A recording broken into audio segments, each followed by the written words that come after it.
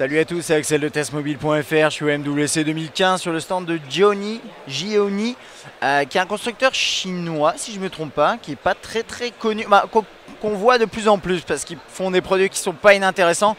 Et là j'ai dans la main le Elif S7 qui a été dévoilé en fait au MWC, donc c'est leur tout nouveau flagship qui est proposé à 399, autour de 399 €.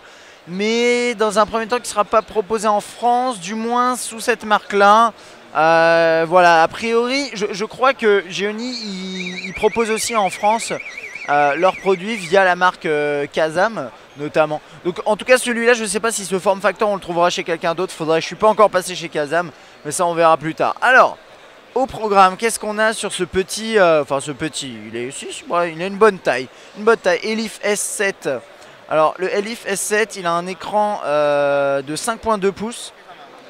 Il mesure seulement 5,5 mm d'épaisseur, hein. Gionee il est très connu quand même pour ses produits très fins dans cette série Elif en tout cas.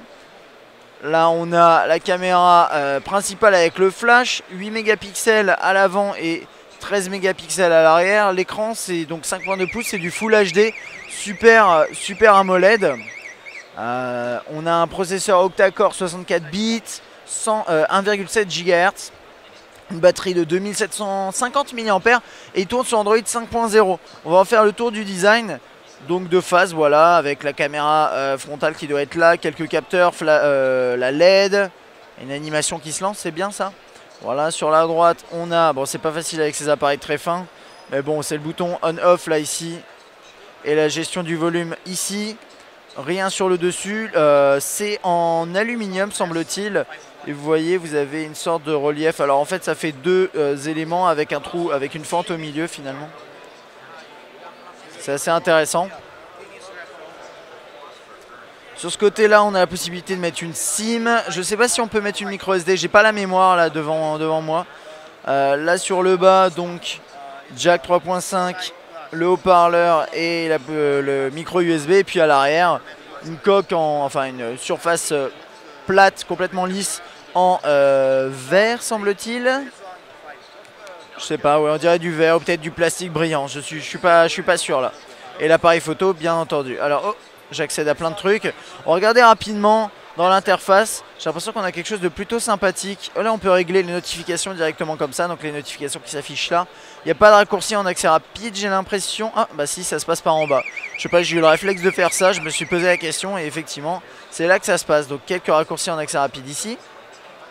Très rapide, hein, très réactif, ça c'est plutôt chouette. On compose un numéro, là il tourne sous Lollipop apparemment, donc ça c'est vraiment sympa. Toc. Qu'est-ce qu'ils disent? Open palm to start up, gesture timing. Alors ça je sais pas comment ça marche, il faut faire comme ça? Je sais pas, ça si on le teste on regardera toutes les petites fonctions qu'il y a, notamment dans l'appareil photo, hein, vous inquiétez pas. La galerie, j'aime bien l'interface là avec les dossiers, album. Voilà, ça a l'air de bien fonctionner, très rapide en tout cas. Tout ce qui est musique ça se passe ici. On peut trier par artiste. Vous avez toutes les chansons ici. Voilà, je suis en train de lire un morceau. Plutôt pas mal. Qu'est-ce qu'il y a d'autre? Donc ça on a regardé. Les contacts. On va regarder le clavier. Voilà. C'est là ici c'est SwiftKey. Salut les nains, là c'est en anglais. Mais ouais c'est SwiftKey là. Je sais pas s'il est préinstallé, mais en tout cas il est sur ce terminal. Le calendrier qui ressemble à ça. Plein de thèmes, hein. Ça c'est plutôt chouette. Voilà les dossiers qui s'affichent de cette façon là. Et ça va être pour pouvoir ajouter rapidement un événement. Je pense que là il y a tous les événements du calendrier qui doivent s'afficher je pense. Et on peut rajouter des widgets. Voilà, ça s'affiche comme ça, c'est plutôt bien fait, hein. C'est vachement élégant comme interface.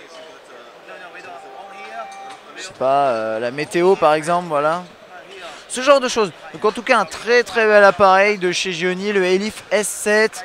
Beau design, belle interface, un bel écran, des belles specs. Enfin bon, tout est Tout est là plus ou moins, donc voilà, dites-moi ce que vous en pensez. Puis moi je vous dis à bientôt.